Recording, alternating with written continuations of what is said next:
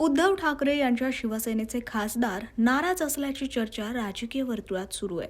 उद्धव ठाकरे भेटत नसल्याची जुनी तक्रार याचं कारण असल्याचं समजतंय. इतकंच नाही तर ठाकरेंचे काही खासदार हे उपमुख्यमंत्री एकनाथ शिंदे यांच्या संपर्कात असल्याचंही सांगितलं जातंय. या सर्व चर्चांनंतर उद्धव ठाकरे यांनी मातोश्रीवर खासदारांची बैठक बोलावली होती.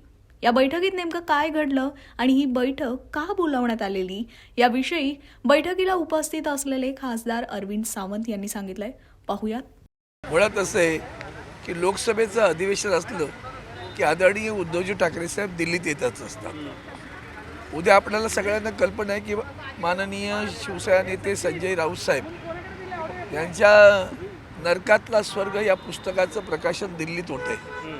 भाषांतर होते त्याचं इंग्रजी आणि हिंदीमध्ये. त्या कार्यक्रमाला आदरणीय उद्धवजी येणार होते आणि नेमकं त्यांचा उद्या विधान परिषदेतील कार्यकाळ सप्टेंबर सेंड ऑफ आहे, तेव्हा निरोप समारंभ आहे. त्यामुळे त्या कार्यक्रमाला ते येऊ शकणार नाहीत. आता ती भेट आमची राहिली म्हणून सर्व खासदार आम्ही आज त्यांना भेटायला इथं आलो.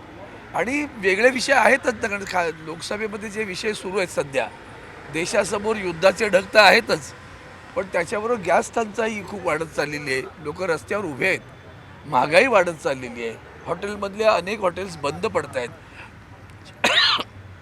जी हॉटेल्स सुरू आहेत त्यांचा मेनू जरी आपण बघितला तर आपल्याला वेगळा मेनू दिसेल आता ताबडतोब. या सगळ्या परिस्थितीमध्ये आपण लोकसभेमध्ये एकसंध राहून आवाज उठवला पाहिजे. आणि त्याचबरोबर काही नवीन काय बिलं आणत आहेत, मग त्या बिलांच्या संदर्भात सुद्धा जसं तृतीयपंथीयांचं एक बिल येते, त्याचबरोबर महिला आरक्षणाच्या संदर्भात काही चर्चा करायचे विषय चालू आहेत. आणि म्हणून या सगळ्या विषयावर आदरणीय उद्धवजींचं मार्गदर्शन घ्यावं. त्यानिमित्तानं ते आले असते तर भेटता आलं असतं. तर ती भेट आज इथे आम्ही घडवली. अधिवेशन सुरू आहे, त्या अधिवेशनामध्ये सगळ्या खासदारांनी मजबूतीनं शिवसेनेच्या उद्धव बाळासाहेब ठाकरे पक्षाच्या मजबूतीनं एकजुटीनं या सगळ्यावर आवाज उठवावा यासाठी आज बैठक झाली. एक चर्चा अशी देखील सुरू आहे की अनेक खासदार नाराज आहेत उद्धव ठाकरेंवरती, कारण भेटही होत नाही आहेत, आपल्याला निधी देखील मिळत नाही. मला असं सांगा की ह्या सगळ्या बावड्या आपल्या माध्यमातून येत राहतात. आता सगळे खासदार पाहिलेत की नाही तुम्ही, का नाही पाहिलेत? सगळ्यांचे फोटो आत्तासुद्धा माझ्या बाजूला संजय पाटील आहेत, इथं संजय देशमुख आहेत, बाकीचे येऊन पुढे फ्लाईटला गेलेले आहेत. सगळे खासदार आहेत तसे आहेत, थंब मजबूतीनं उभे आहेत. नाराजी कशासाठी असेल? फंड देत नाही हा का त्यांचा विषय नाही. ते मुख्यमंत्री नाहीत आज. ते मुख्यमंत्री असला आणि फंड दिला नसतं, तो सगळ्यांना भारतीय जनता पक्षाचं मूळ धोरणच असं आहे. ते महाराष्ट्रापुरतं नाही, तुम्ही महापालिकेत पहा काय वाटोळं महापालिकेत करतायत ते. म्हणजे आदरणीय उद्धवजी जेव्हा आम्ही शिवसेनेची सत्ता आली तेव्हा 750 कोटी रुपयात आम्ही तोट्यात होती ती मुंबई महापालिका. ती मुंबई महापालिका आदरणीय उद्धवजींच्या मार्गदर्शनाखाली काम करताना 92,000 कोटी रुपयाच्या ठेवी त्यांनी त्याच्यात ठेवल्या. त्यातून कर्मचाऱ्यांची देणी असतात निवृत्त झाल्यानंतर, ती सगळी देता येतील.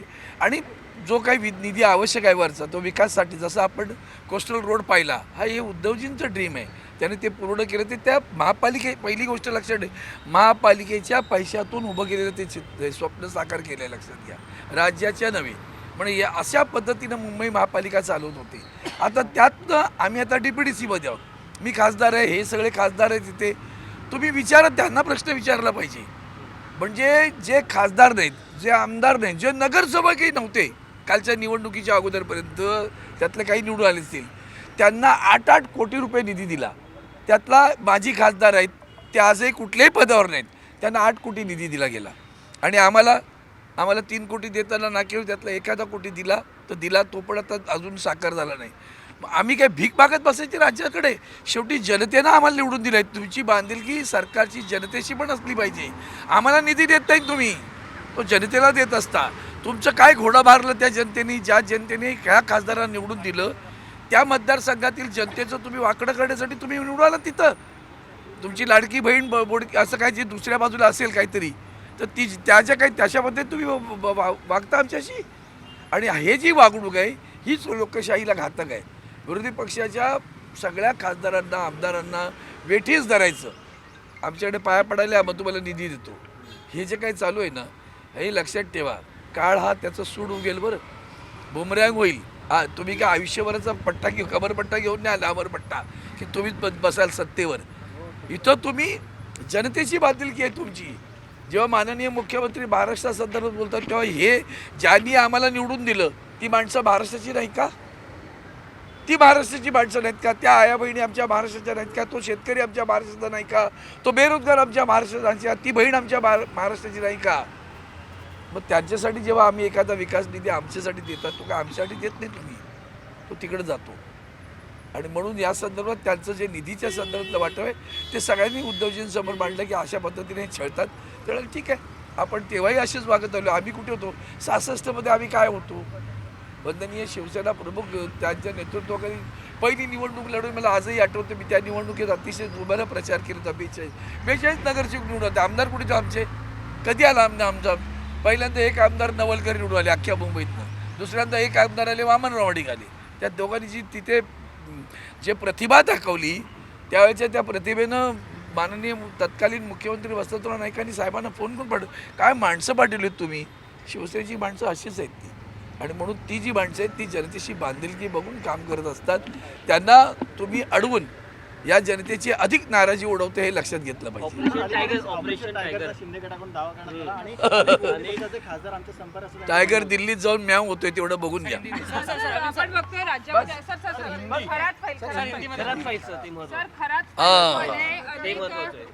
नेत्यांचे राजकीय नेत्यांचे फोटो समोर येतात. महाराष्ट्राची ती एप्स्टीन फाईल ठरेल.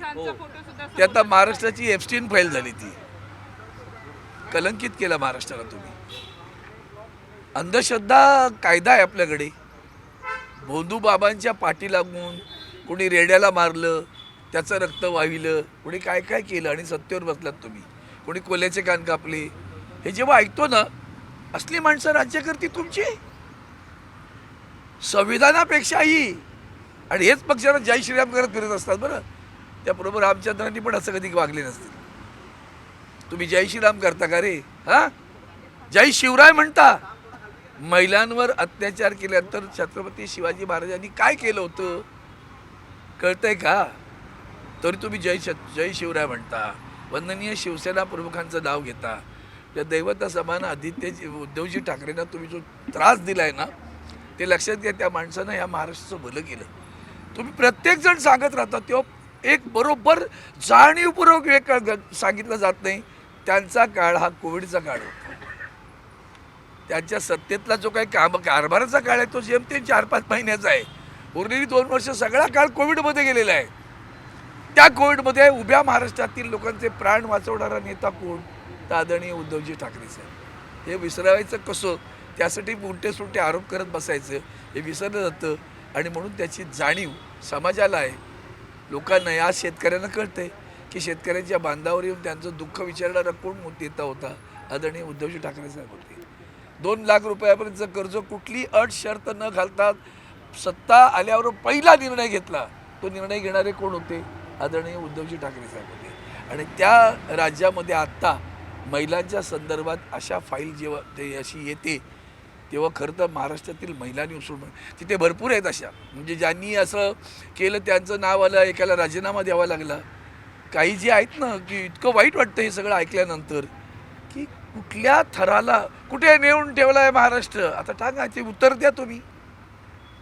तुमची टॅगलाईन होती ना, कुठे नेऊन ठेवला आहे महाराष्ट्र? आता या टॅगलाईनचं उत्तर द्या. कुठे नेऊन ठेवला आहे महाराष्ट्र?